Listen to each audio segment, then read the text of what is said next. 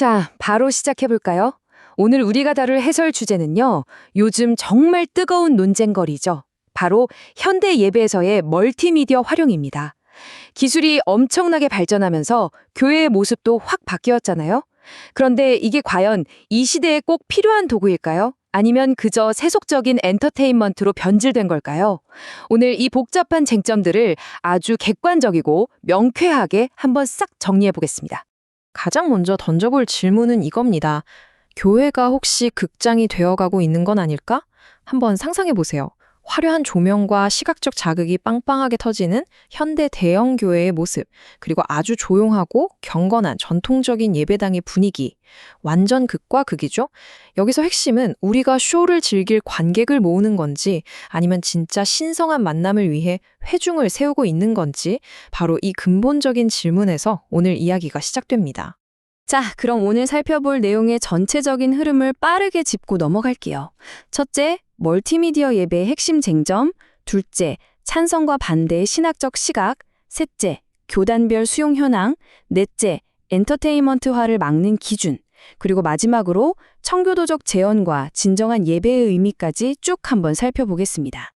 좋습니다. 그럼 첫 번째 주제, 멀티미디어 예배의 핵심 쟁점부터 바로 들어가 보죠. 우리가 흔히 멀티미디어 예배라고 하면 뭘 떠올리시나요? 그냥 마이크나 스피커 쓰는 정도?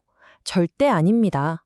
커다란 스크린, 아주 극적인 조명역과 다이나믹한 영상 콘텐츠, 그리고 예배 내내 깔리는 배경음악까지 이런 것들을 예배 중에 아주 적극적으로 끌어다 쓰는 걸 말해요. 근데 바로 이 지점에서 아주 깊고 복잡한 신학적 논쟁들이 불붙기 시작하는 거죠. 그렇다면 이 현상을 두고 의견이 어떻게 엇갈리는지 두 번째 주제, 찬성 대 반대의 신학적 시각을 알아보겠습니다. 이 부분은 정말 극명하게 갈리는데요. 찬성하는 쪽은 기술을 아주 유용한 문화적 도구로 봅니다. 시각적인 거에 익숙한 요즘 세대에게 복음을 전하려면 이만한 소통 수단이 없다는 거죠. 스크린 덕분에 몰입도도 확 올라가고요. 근데 반대쪽, 그러니까 전통주의적인 시각에서는 이게 예배의 세속화를 부른다고 강하게 경고합니다. 성경에 없는 요소는 빼야 한다는 청교도적인 원칙에도 어긋나고 무엇보다 예배에 적극적으로 참여해야 할 성도들을 그저 멍하니 쇼를 보는 수동적인 관람객으로 만들어버릴 위험이 너무 크다는 거예요. 일리 있는 지적이죠. 이런 이론적인 논쟁이 실제로는 어떻게 나타나고 있을까요? 세 번째, 교단별 멀티미디어 수용 현황입니다. 현실을 보면 스펙트럼이 꽤 넓어요. 예를 들어 오순절이나 침례교 같은 교단들은 성령의 역동성을 중요하게 생각해서 멀티미디어를 엄청 적극적으로 활용합니다. 감정을 확 끌어올리는 거죠. 반면에 감리교나 중도적인 장로교는 예배를 돕는 선에서만 아주 조심스럽게 보조적으로 씁니다. 그리고 보수적인 개혁주의나 성공회 쪽으로 가면요.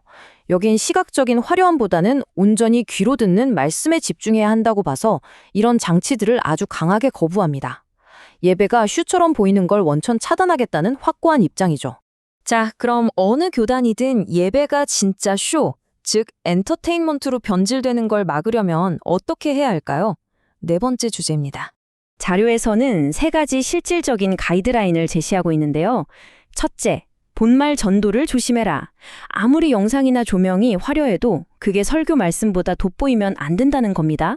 주객이 전도되면 안 되니까요. 둘째, 감정적 조작의 위험입니다.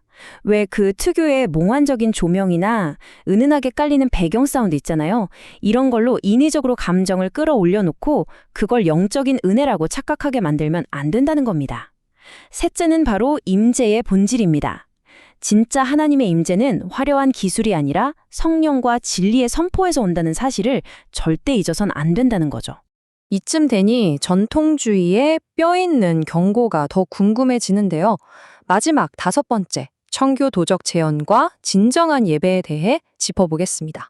영국의 아주 유명한 신학자죠. 마틴 로이드 존스 목사님이 남긴 묵직한 경고가 하나 있습니다. 예배에 인위적인 장식이 많아질수록 성령의 역사는 제한될 수 있다. 와, 꽤 직설적이죠? 복음을 전하는데 기술이 분명 편리한 도구이긴 하지만 그게 너무 과해져서 거룩한 임재를 인위적으로 꾸며내려고 하는 순간 오히려 진짜 영적인 움직임은 방해를 받을 수 있다는 아주 날카로운 통찰입니다. 자, 이제 이 해설 자료가 도달한 결론을 말씀드릴 텐데 전 이 문장이 정말 깊게 와닿더라고요. 바로 가장 좋은 멀티미디어는 변화된 성도의 삶이다라는 겁니다. 교회가 최신 기술을 쓰는 거, 네, 좋습니다. 아주 훌륭한 도구가 될 수 있죠. 하지만 교회가 세상에 보여줄 수 있는 진짜 최고의 시각 자료, 세상 그 어떤 화려한 스크린보다 완벽하고 압도적인 멀티미디어는 결국 그 진리 안에서 완전히 변화된 사람, 바로 우리 자신이라는 뜻입니다. 자, 그럼 이제 여러분 스스로에게 한번 질문해 볼 시간입니다. 이번 주말 여러분은 그저 멋진 쇼를 보기 위해 극장으로 가시나요? 아니면 진짜 신성한 만남을 위해 성소로 향하시나요? 예배당을 가득 채운 그 화려한 미디어들이 지금 내 신앙을 어떻게 빚어가고 있는지 한 번쯤 깊이 고민해 보시면 좋을 것 같습니다. 오늘 해설이 여러분의 생각에 작은 불씨를 당겼길 바라면서 계속해서 탐구하고 질문하는 거 절대 멈추지 마시고요.